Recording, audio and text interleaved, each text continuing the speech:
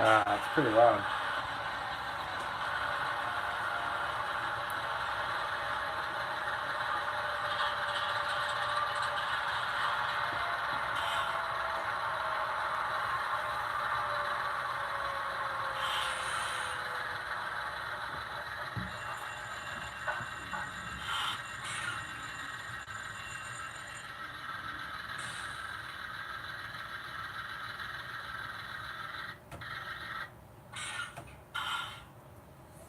All right.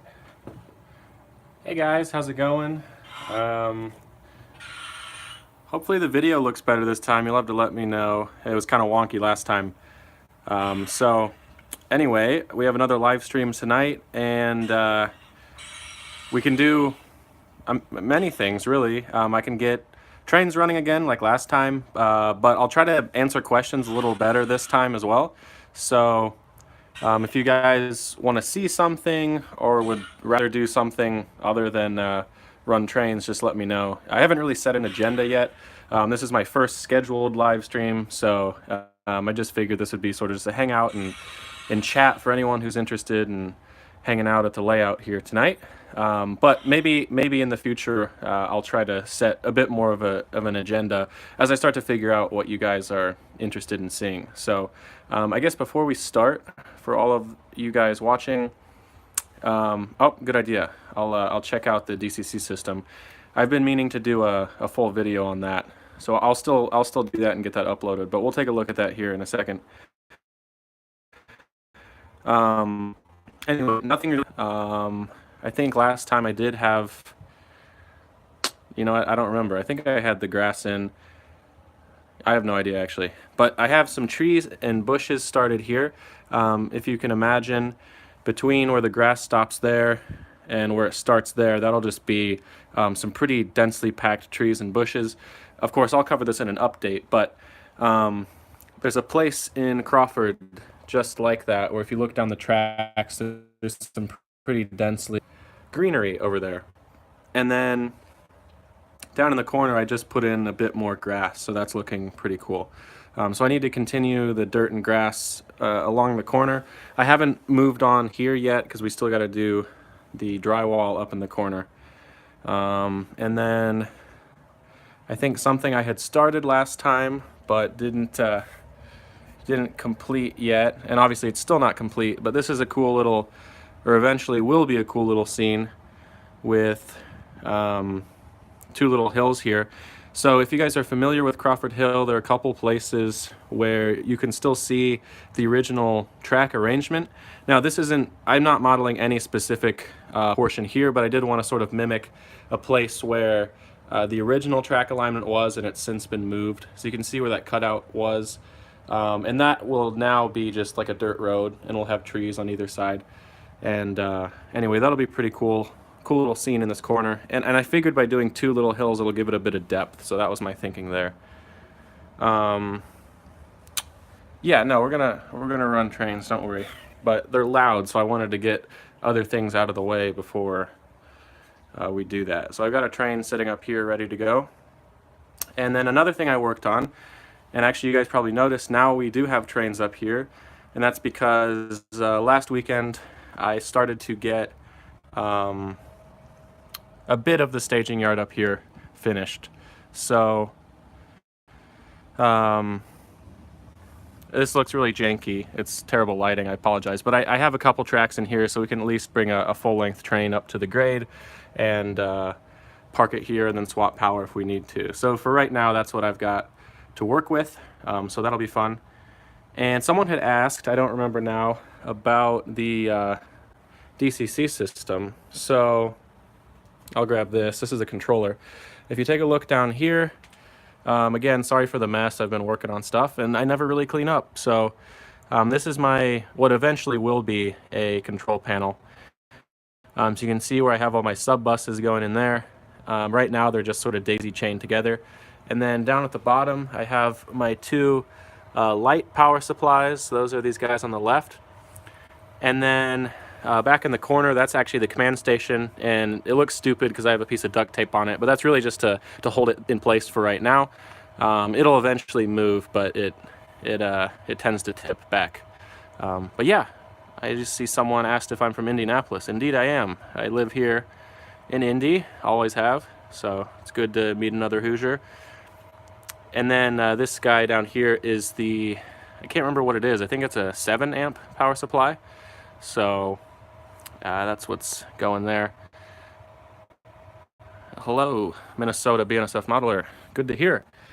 We will eventually get some Minnesota scenery down here on this lower level. Oh, and to the teenage train now, that's cool. I went to Purdue a couple years ago, so I know Lafayette quite well. So hold on, guys, let me... So someone had asked about the ESU cab control. This is what the throttle looks like. It's a pretty cool deal. I don't really know what all you guys are interested in seeing. Essentially, it's all it's radio control, not between the locomotives and the command system like you might get from RailPro. And that's another cool system that I suggest you guys check out. Someday I could see myself going to RailPro. Right now I still have what weirdly is now considered traditional DCC. But this is the throttle. It communicates by radio to the command station down there. Or sorry, by Wi-Fi, excuse me. I kept saying radio. It communicates by Wi-Fi. So you can see we got our Wi-Fi signal up there. And then up top, these are all my locomotives I can select. So right now I've got the City Rail unit, which is just over here in the helper pocket. So I can turn on the lights using these functions. And you can have all sorts of functions here. They all have a little symbol to them, which is pretty cool. Hold up. There's the horn. Thanks for the compliment, Gary. And hello, Chris. Good to see everyone on the video chat, the live chat here. So yeah, if you guys have any questions about the ESU system, let me know. Like over here, we can go to the menu, we can toggle our locomotive list and roll through everything. There's all sorts of consists as well that you can make up. So I have a not family-friendly named consist there because I hate ESU Lock pilot decoders. They're impossible to consist with anything else. So they get their own little slot right there. That's illegible. That's a stack train. And what else? Let's see. So right now I have 3764 at the top of the grade here. So I can select that, and then if I want to turn it on, you can see I can hit function 8, which is the sound, and it has that little sound symbol there. So now this guy's going to fire up.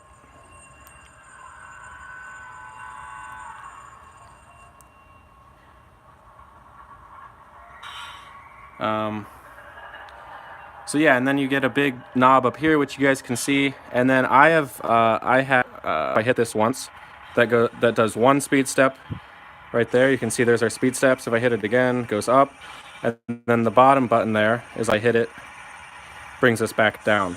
So that's pretty cool. Over here, I then mapped these buttons to be change of direction. So I hit this one, see it changes direction there. Just like that. And then I really like the ESU drive hold feature. So that's function 9 on most decoders, and I mapped this 4th button right here as drive hold, which you can see engaging right there. So anyway, that's just how I like it. You can map these to any function you want, which is pretty cool, and it's really easy. So I can just do it from one hand. I can do throttle up, throttle down, change of direction, drive hold, and then you can also use the big knob here. So that's pretty much all there is. You can also do other apps, like here's the home screen, and then other things as well. So eventually, you know, I might be able to control switches or accessory panels, stuff like that. So, well, if you guys have any other questions, please let me know. I'll try to keep up here. But why don't we just get a train running? I know people are probably eager to see that. So we have a manifest freight up here at the top of the grade. And you'll see too, let me move these guys. Sorry. I'm working on this BNSF beer car here. So this is almost done. I've got all the weathering on. I just need to do the graffiti. Got the roof all peeling paint. I saw a couple cars that had this pattern on them. And then, so that'll be for sale once I get graffiti on it. And then this guy I also finished up with some light weathering, and this will also be for sale. So, and yeah, John, we'll be running trains all over the layout. And last time, if any of you were here, I did trains on the reverse loops. I think we're going to do it today, where we're just going to run this train up off the grade here at Belmont, run it all the way down the layout, and then we'll park it in the yard, and then run something else. So here we go. Set you guys down. Hold up.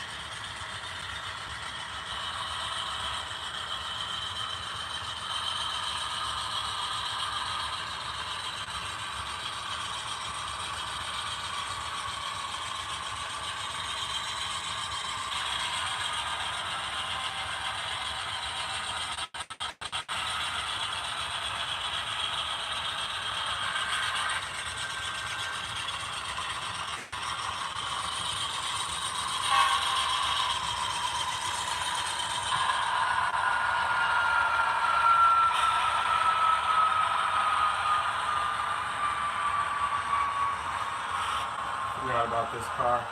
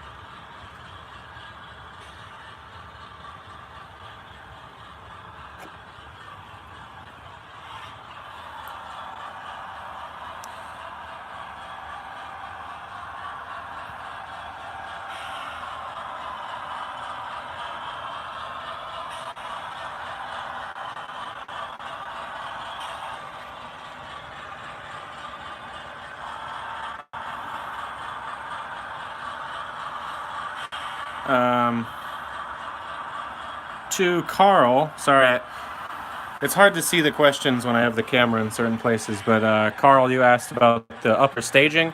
That is, the track arrangement right now is not final, it's just sitting up there, but the actual bench work and all that is beginning of the finalized arrangement. I still need to bring it all the way to the other wall.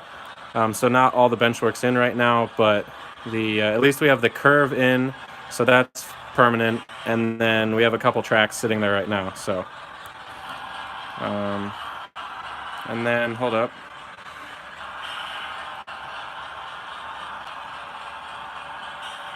And then Chris, you asked about speed matching, and these weren't too hard.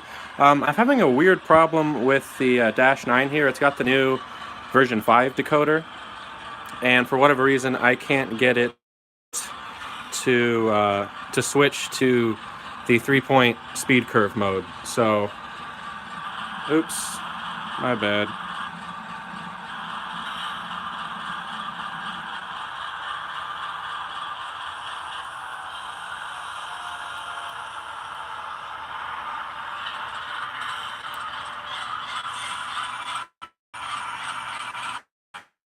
But too hard to speed match them. I just had to change the tier 4. So until I can figure out how to get this version 5 decoder onto 3-point speed curve, then it'll be easier to speed match. But this would be really easy if you use the Lock programmer from ESU. So.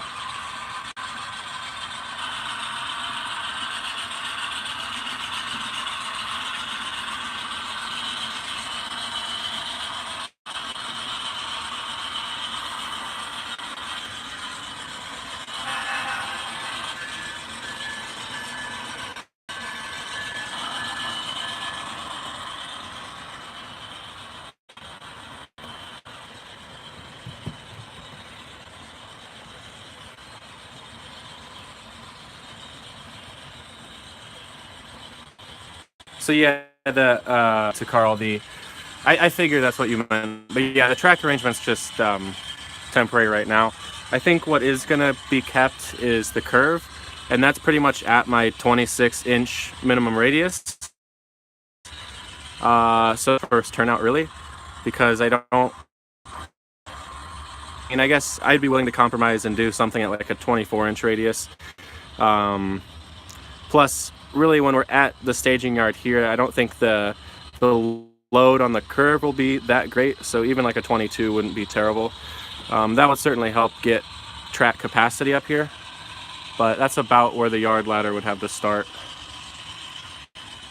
at least the way I have it right now. So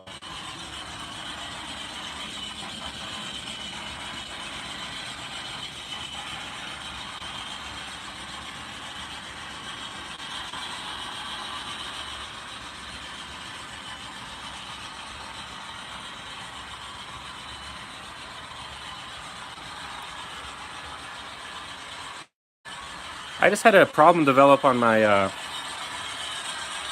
my tier 4 unit here too. I realized, I think last week on the live stream, that the rear truck has a pickup wire, I think, that's detached, because it doesn't run too well, even with the keep alive. So.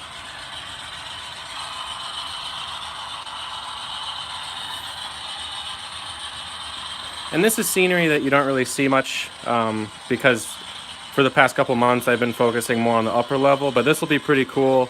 We have a few more buildings to build. Those need to get detailed and painted. There will be a parking lot there at the end. There's actually going to be a road here in the middle. And then this will be a cool little area over here as well with industries. And then if you guys are familiar with Westminster Junction in St. Paul, Minnesota, that's sort of what we're going to do here. That'll actually be going through like an urban tunnel, and there'll be a retaining wall up there. So that'll be pretty cool.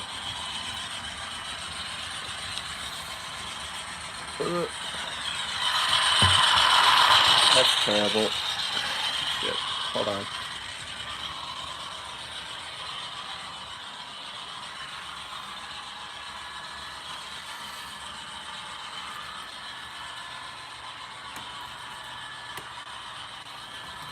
Sorry, guys.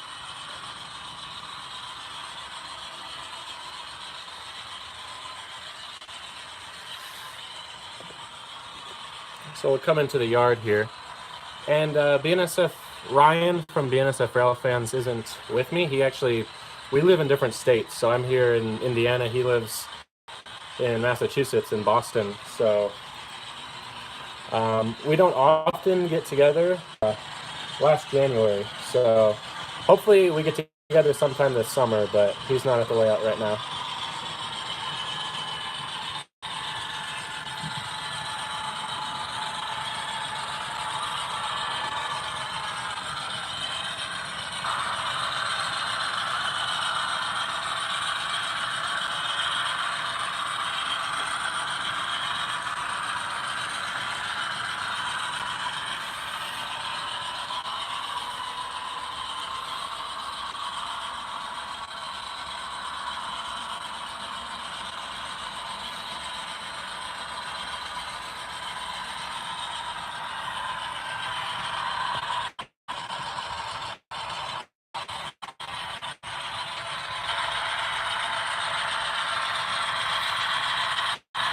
Fest again, stack train or coal train.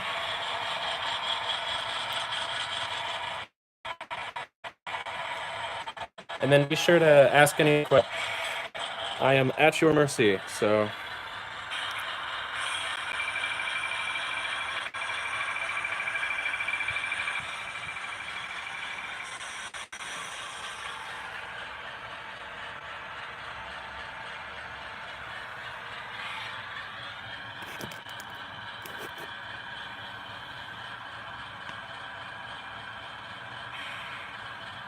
Honestly, it might not be YouTube, it might just be Wi-Fi in the basement. I have no problems with the, no problems with my phone down here, but for a live stream, but let me get the stack train running. I think right now, this is to BNSF 1982, about how many locomotives I have. I think right now it's 11 or 12, which is a pretty good number, but they're not all like super nice at this moment. So, and I also, honestly, I'm looking to sell one of them because I sort of overspent with the Scale Trains -9, but yeah, I've got, I think, about 10 or 11. The one problem I do have is that I don't have any like 4-axle switching power. The only thing I have that you might see in a yard.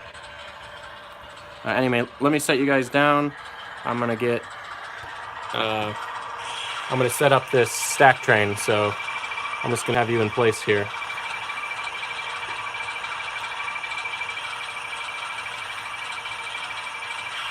And you know what? I'm just gonna run the same power because it's right here. We'll switch next time, so.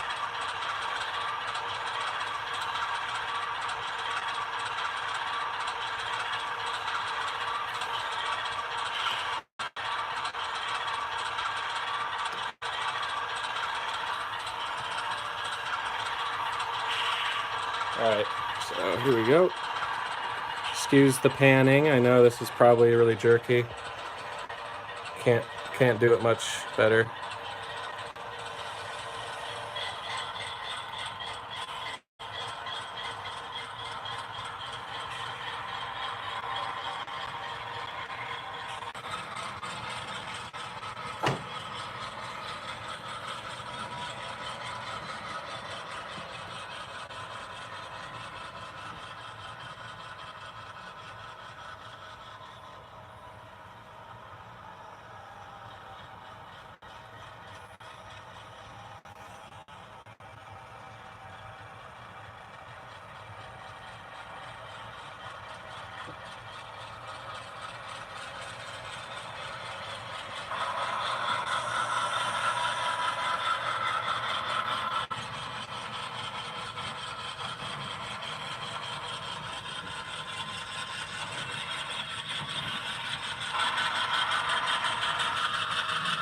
What the heck?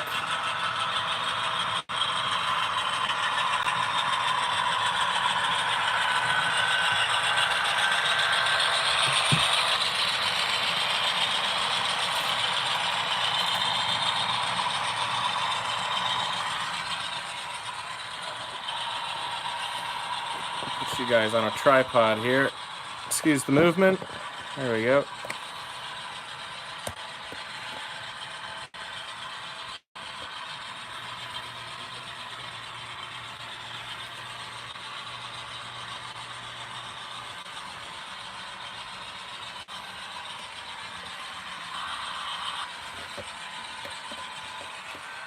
Oops.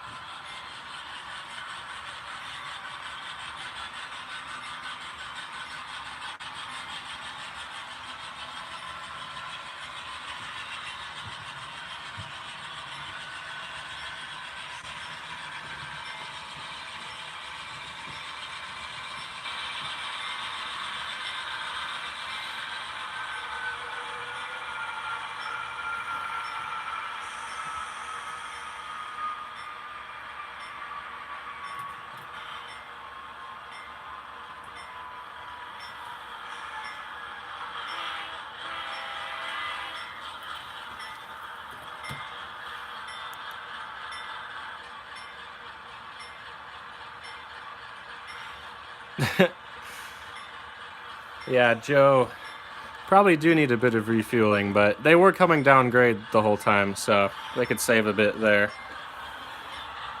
Let me get you guys set up over here. Excuse the turning.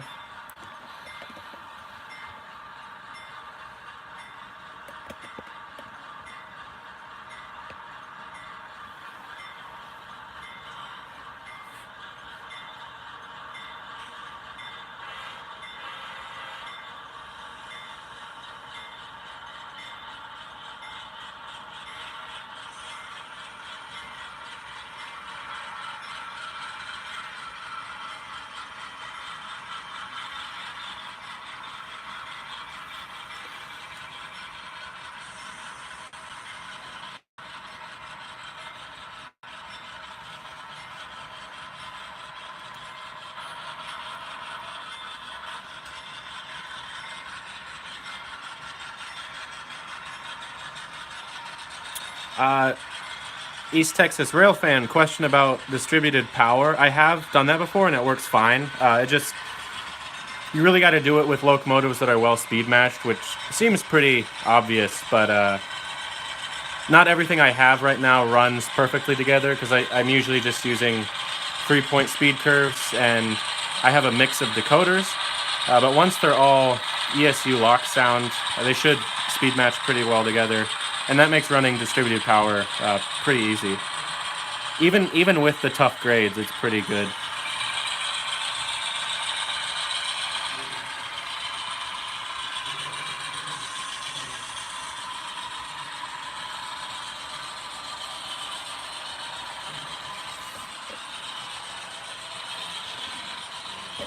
Oh, sorry.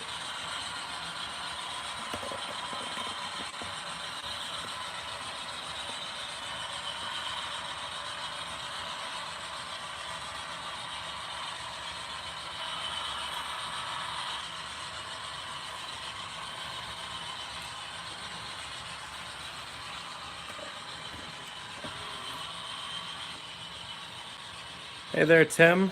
Welcome to the live stream. And I don't think I mentioned this to anybody, but I think I'm just going to run for an hour tonight, and that'll probably be the standard. So we'll wrap up in about half an hour. But I'm not married to ending at 10, so whatever happens, happens. But let's plan for another half hour.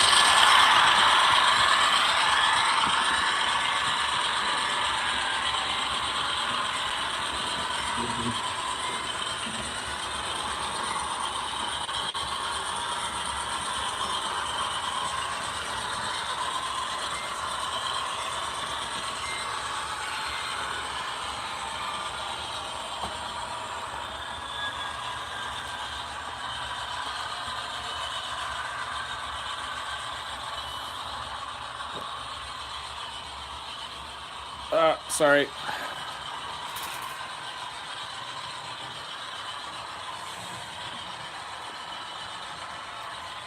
Get you guys here.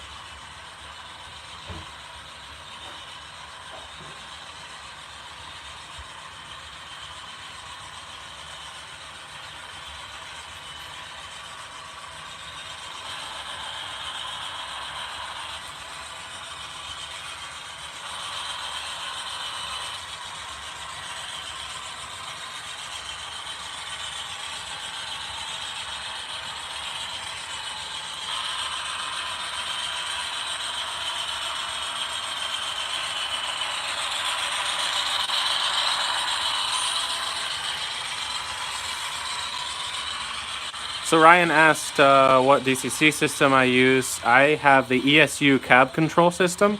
And actually, if you go to the beginning of this live stream, you'll see a little discussion on that. So Hold on a second, let me set you guys down, I'll be right back.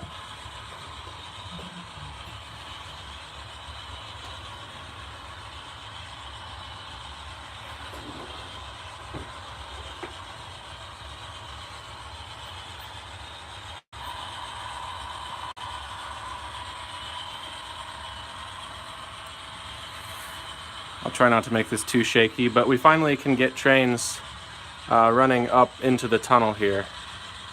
And I'll stop the train short.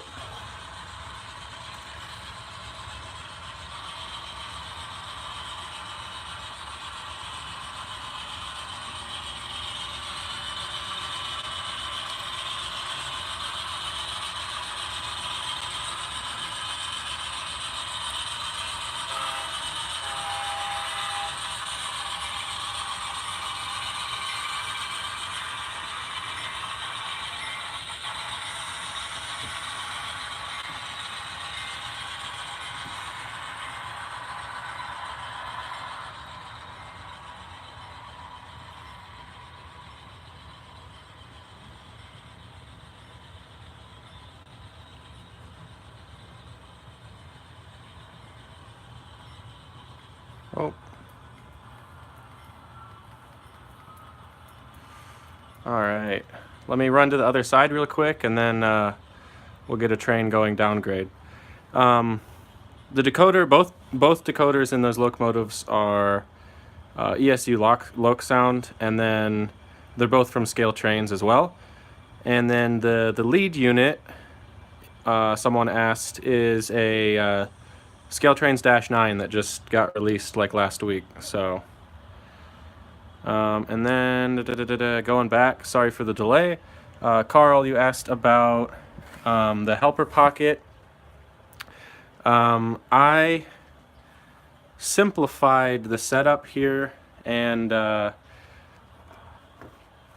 I mean, I guess I did a little bit of compression as well as simplification. So the real Crawford out here on the what would really be the east side of the tracks, there are more tracks than I have here. I think there are like 3 interchange tracks or something like that that sort of sweep off to the northeast. And then you'll see, instead of in the middle having a stub end track, I have a one sort of a through track. Because there actually is one of those in Crawford as well, if I'm not mistaken. And then in between that and the main line, there is a stub end track, but from photos I've seen, I think they wind up storing locomotives on both of those tracks, not just the one stub end. So I decided, if I had to pick one of the two, because I can really only fit 2 tracks out here, I decided to go with the one that's a through track. That way, like you said, I could have more flexibility with trains. Most trains can fit between the siding that's down that way and this switch right here, but having this extra scale so to the crossover there allows me to park trains as close as the crossover there. Helpers go out that end and then do sort of a switchback maneuver. So anyway, that was my rationale for that. And then let me set you guys up here, and we'll swap power here real quick, and then run down the grade, and then I'll get another train running. So just hold on here for a second. Checking comments here too. And then yeah, Joe, you mentioned about the drywall or sheetrock holding up. Honestly, I was skeptical too. It's not, everything I do on the layout isn't because I think it's the right way. It's just I'm interested in trying new things. This really has been sort of just like a big experiment for me, and so far it's going well. But if I didn't try new things, I'd be mad at myself because I wouldn't know otherwise. So anyway, the drywall has worked out quite well.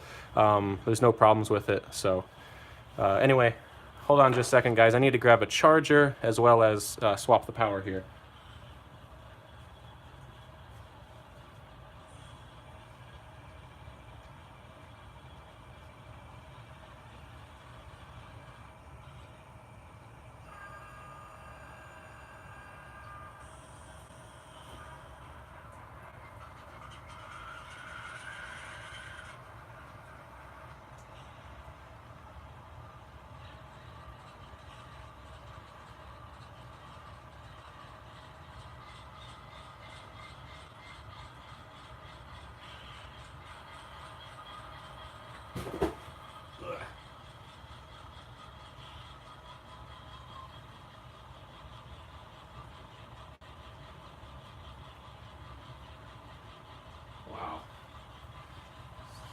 turnout really sucks up here.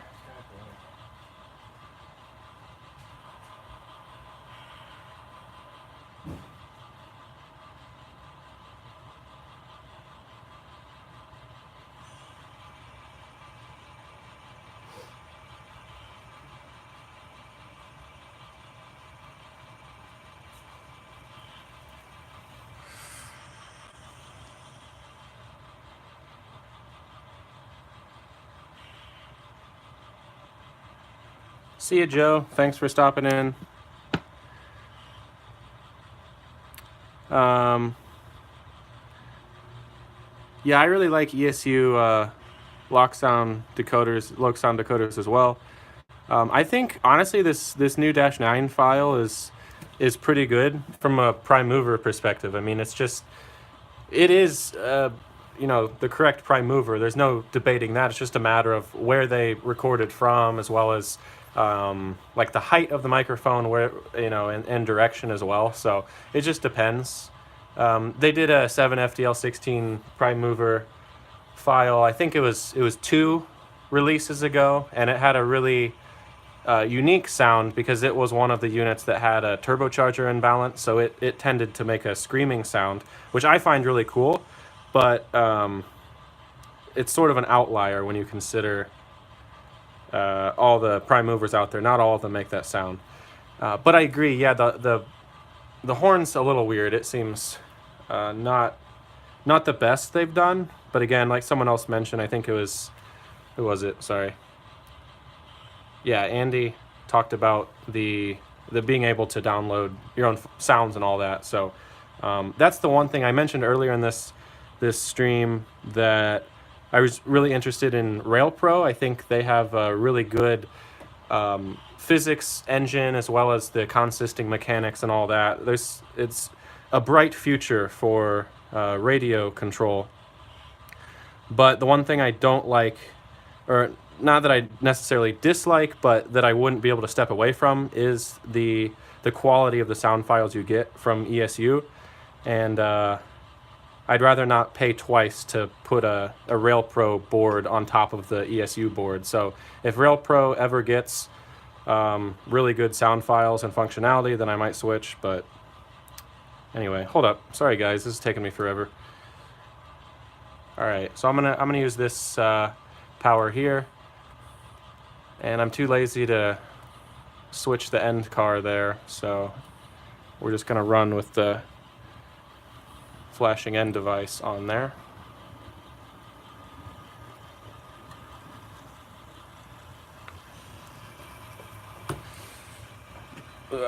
Sorry for the turn.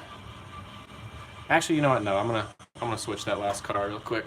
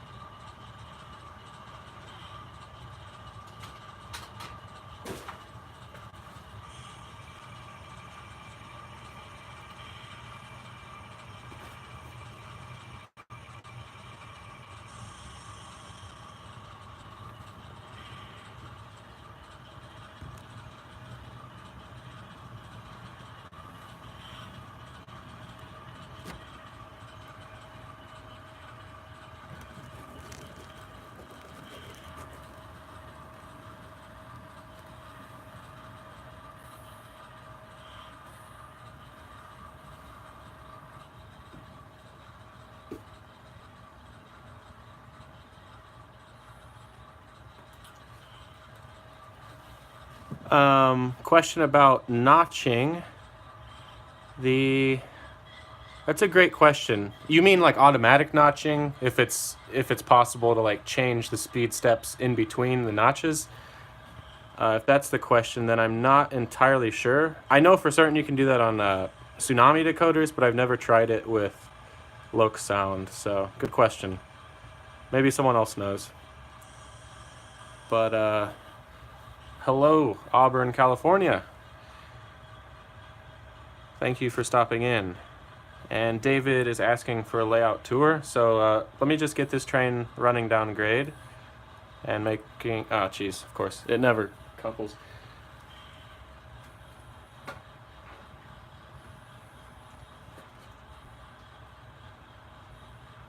What the heck?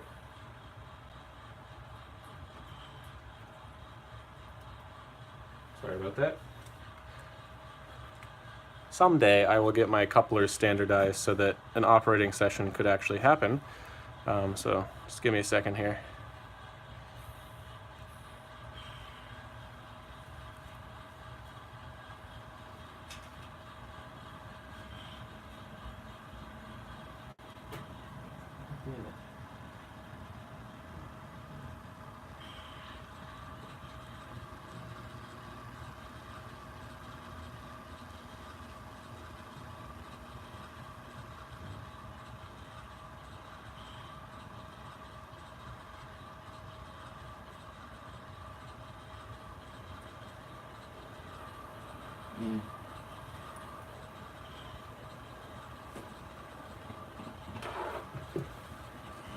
All right.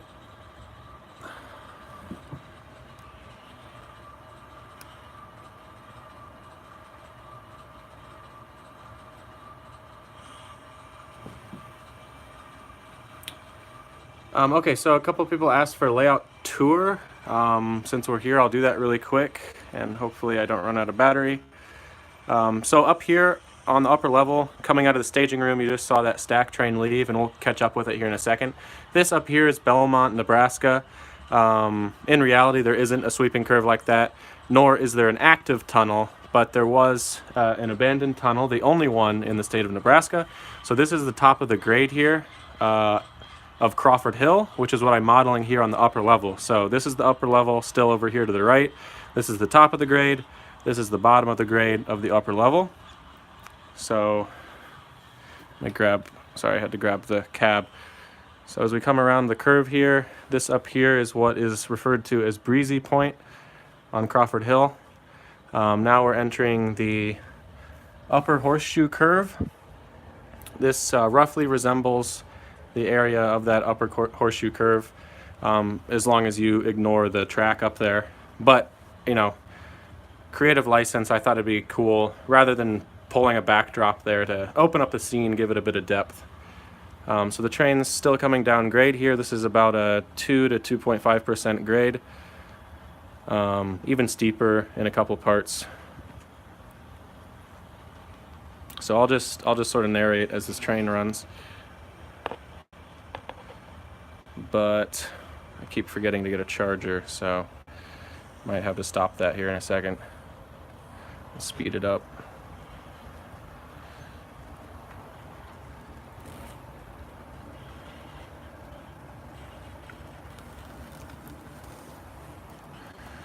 So now we're coming to the lower Horseshoe Curve, which if you look at Google Maps, I mean, this right here isn't necessarily really a horseshoe curve, but this is roughly supposed to be the area on sort of like the lower portion of Crawford Hill. It's still after they start the climb, but they've already left town at that point. But now, since we're heading down grade, we're actually starting to get into town. So as it comes around this curve here, we now enter the town of Crawford, Nebraska, for which the hill is named, of course. This is Annan Street that it's crossing right now, and then I cut out another street because I didn't have enough space for it. And then those are the helper facilities there at Crawford. There's a helper pocket out here with locomotives, as you can see. And then in the background is West Plains Grains, I think is what it's called. So just give me 2 seconds, guys. I'm gonna grab my charger before I run out at 5%. So just sit here and enjoy nothingness for like 30 seconds.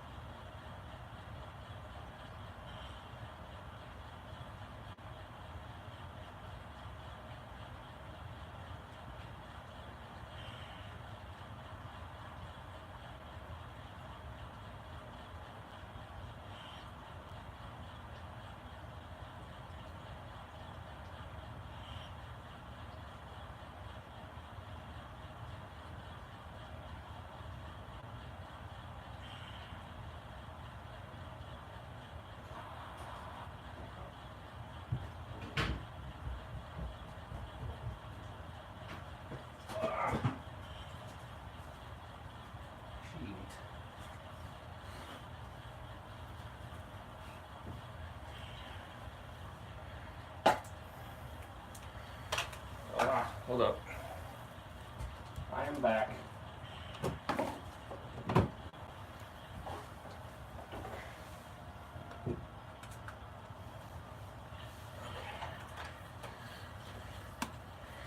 Alrighty.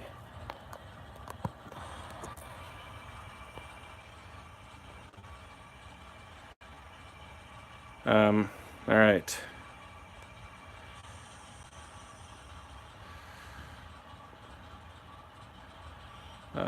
Blah, blah, blah, blah.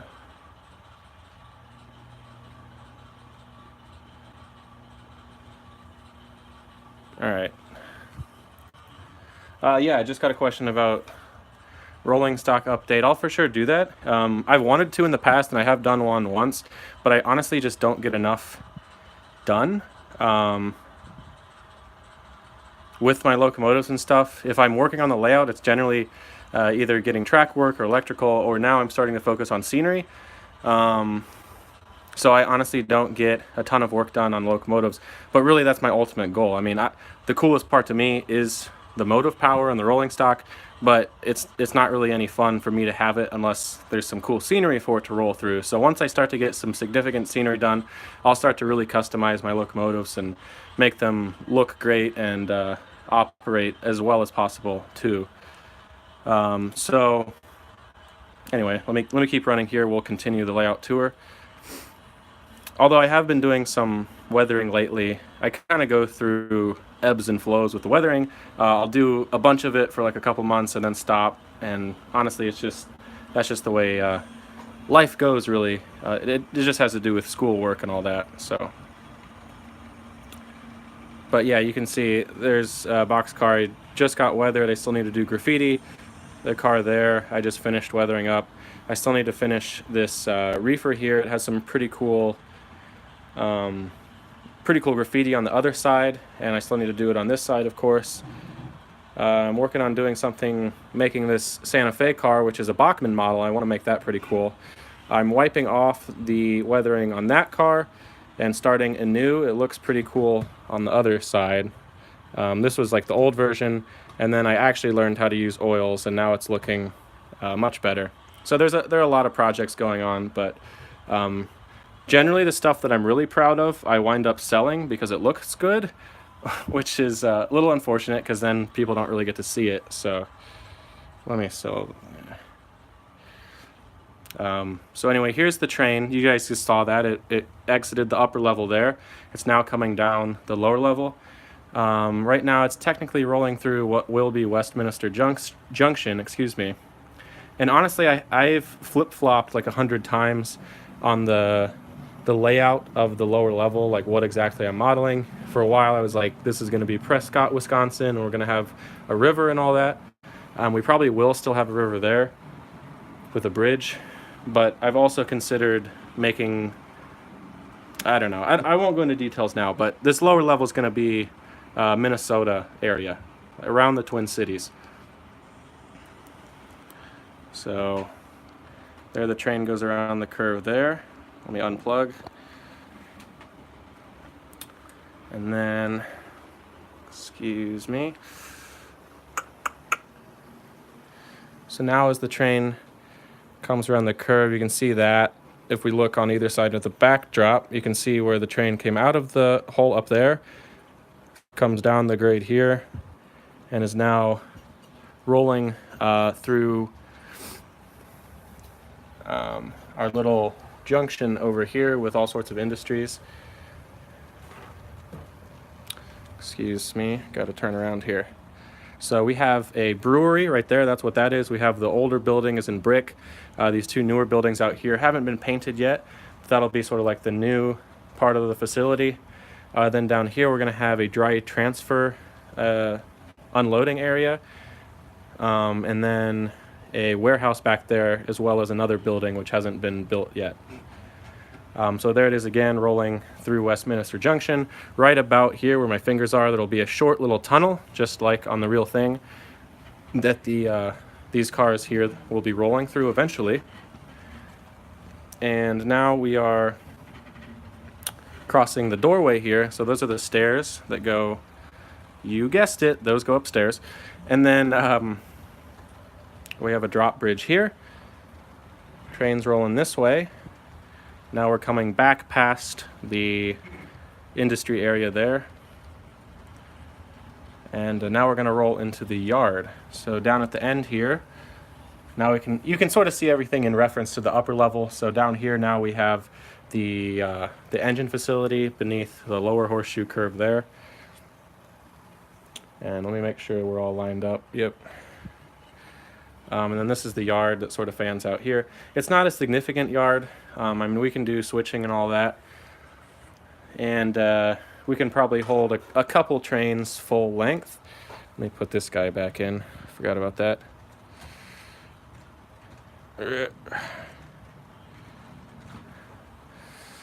But anyway, there's our train rolling in. So hopefully that answered some questions about the layout here. Now, one thing I like to do, and I didn't do tonight, is run 2 trains in each direction and then have them meet, usually up here in Crawford. There are sidings elsewhere, but it's easiest to have them meet up here. However, it's sort of a challenge to do that and move the camera around, so I apologize we didn't get too much more excitement with running the trains, but it's easiest for me if I just have to focus on one, and surely you guys can understand that. So here we are, rolling in. Here's a bit more power that I didn't really run last time or this time. There's my Norfolk Southern ET44AC, which is one of my all-time favorite locomotives, both on the prototype and in model. And this thing I run all the time, but for whatever reason you guys haven't seen it out on the rails. I picked this guy up recently. This is a Heritage 2 SD70 Mac from Kato, which came with some weathering, which I'm planning to redo. But I really love this paint scheme on this locomotive. Right now it just has the Digitrax decoder, so I'll probably upgrade that at some point. But honestly, I'm weirdly a fan of just mobile decoders too. Like, I love good sound, but I will not shy away from getting a locomotive with just DCC. And then this is my SD70 ACE, which I was thinking about selling for like the 12th time, and then changed my mind. It has LEDs in it. Let me show that real quick. Hold up. Where are you at? So 9131 has some pretty good LEDs in it, which I installed. It's also got lock sound now, so that's pretty cool, and a keep alive. So those are the other locomotives you guys haven't really seen. And then up here we have a City Rail ES44AC from Intermountain, and that has lock sound. Loc sound, actually, is how it's probably meant to be said. And then this is a Walthers ES44AC, which I really like. They got the proportions pretty much as good as you could get. And this is the first time, really besides the Broadway Limited, I guess, locomotive, that we have a late production ES44 AC for BNSF. So we had the ES44 C4s, but I wanted one of Gevo's for the coal hauling fleet, but one of the late production units. So really happy about this locomotive. I still need to put the details on it, but that'll come soon. As well as questions. Oh, shoot, sorry. Excuse me. Let me review comments real quick. Someone asked about room size. The absolute dimensions of the room are 12 feet at the widest by 28 feet. But keep in mind that the staging room behind us here is about 4.5 feet deep. And then much of the room, like about half of the length here of the visible or scenic layout, is only 10 feet wide. So it's honestly not a, it's not a big room. And if you get here in person, it feels kind of small. It's like, honestly, it's not huge. It looks huge because everything on the layout obviously is miniature. And I think we did a good job of laying it out so we have a lot of mainline. But for humans, at least, it's not super spacious. Like, if you look down there, sorry for the movement, I'm terrible tonight, but that pinch point right there is really only wide enough for one person. Where I'm standing right here, this is about 30 inches across, which isn't huge. So it's cool what we've crammed in here, but it's a tight fit, and there's a lot of things that I honestly could have probably improved or simplified for operations. I think I got a little ambitious, wanting a bit too much in this space here, but I have zero regrets. I like what we have. There's going to be great scenery, and there's still great operations as well. So I can't remember why I went on that tangent, but someone asked what size room I have. And then that was Everything Trains 13 who asked that. So yes, I will certainly check out your channel. Everyone who's commented, I'll be sure if you guys upload anything, I'll head over to your channels. I appreciate you guys being here tonight, so I'll go check that out, or your channels, I mean. And thank you, Carl, for the compliment. And again, I'm terrible at responding to your emails, but I did get what you sent. I do have some thoughts on that, so I will certainly reply to that. I always appreciate your input. It makes me think much more than I often do, so it's fun to talk about the layout as well. So anyway, guys, I said I'd wrap up at just about an hour's time, so you know, we got to see a few trains run there. You know, not too much. I feel like we could have gotten more done, but it takes a bit of time to get a train up the grade and then down the grade. So hopefully you guys enjoyed that. Please let me know again if you have any questions. Be sure to cram in some comments right here or message me. I have a Facebook page as well. It's, again, Railfan220. I also have Instagram, so you can check that out if you want to follow little updates I have. My main focus is YouTube, but sometimes it's nice if I'm just doing a little project, I might just snap a photo of it and put it on Instagram. So that's a great way to keep up with whatever I'm doing on the layout if you're interested. And yeah, so either of those outlets as well as YouTube, be sure to comment. If there's anything you want me to do in a live stream that we haven't done yet, let me know. I'll do this again next week at 9 o'clock, just like tonight. And I guess we'll do the usual. I'll run some trains. I'll mix it up for you guys too. I'll get some different consists going here. Hopefully I'll have a bit more weathering done. I will certainly have a bit more scenery done. And no problem, Colin. Be sure to show that was going to come out rude. I was just going to say we're going to have another live stream next week. So there's no worries if you missed tonight. Plus you can rewatch it. So Instagram is, again, Railfan220. It's just the same thing, all lowercase, no spaces or anything. So I once again lost my train of thought, no pun intended. But yeah, be sure to let me know if there's anything that you want to see in a live stream. It could always be something totally different, like working on scenery, working on the substructure, the scenery substructure. We could do a bit of weathering too. Although that might be tough to show just because I work in a dark and dingy room. But anyway, I'll be here next week. We'll run some more trains. So thanks for joining me, guys. I'm going to sign off now.